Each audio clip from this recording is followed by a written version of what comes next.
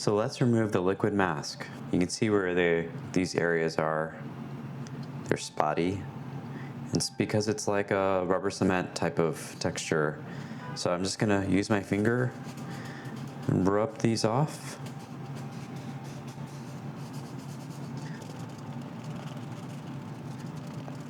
You can also use an eraser to do this if you want to reduce the chance of like dirtying up with the oils on your fingers. You kind of just have to rub your fingers around for any other places that might be hard to see. And I think I got it all.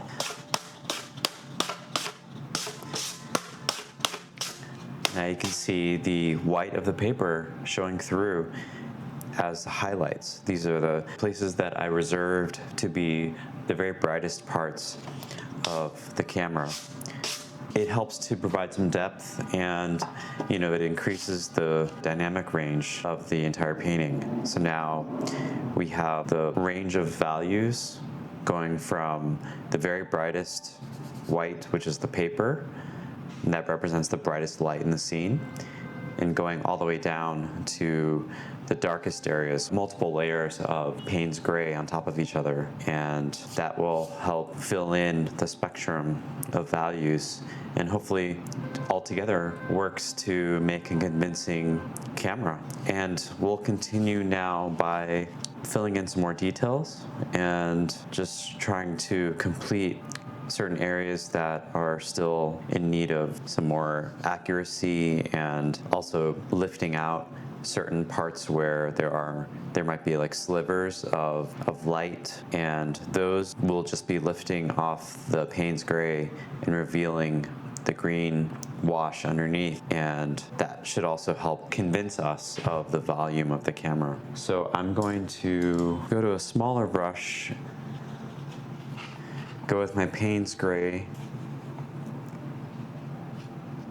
Gotta move this so it's not splattering paint onto the paper inadvertently. So there's certain areas around here where the surface looks darker than the rest of the camera, and part of my work now is to convey those relationships to each other. So there's one area here.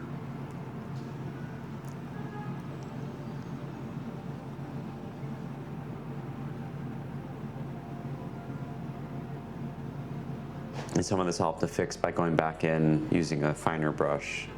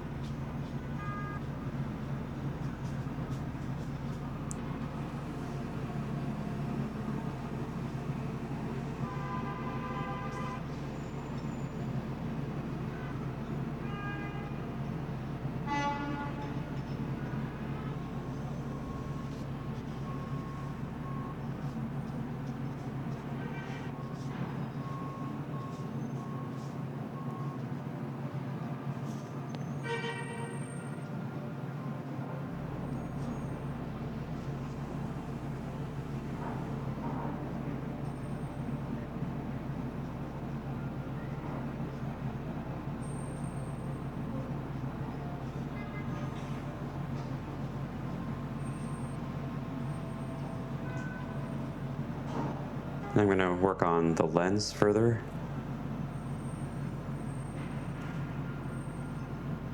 It's a little hard to see what this color is, but I'm going to approximate it here. This is using a new gamboge.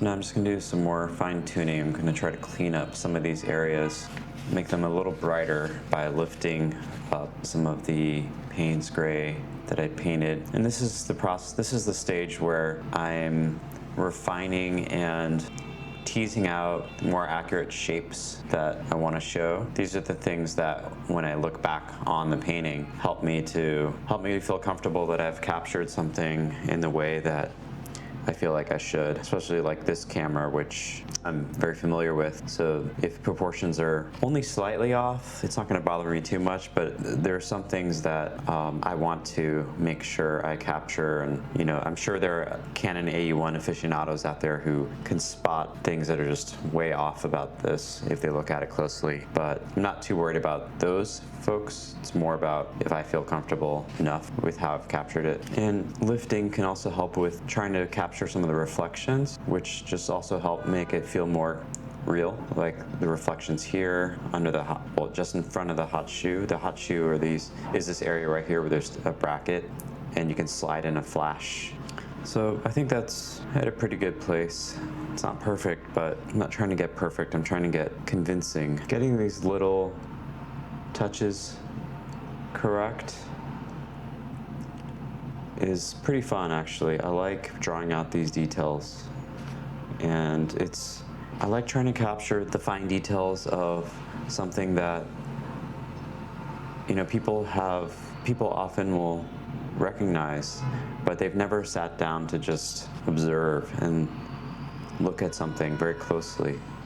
So my act of painting is a way to bring people into that space where they're compelled to look further. And part of it is going to be because of my brushstrokes and how I've attempted to capture something, and they may not recognize it at first, but then they step back and it might become more apparent what I was trying to capture, and then it might give them a better appreciation of the details of the world around them.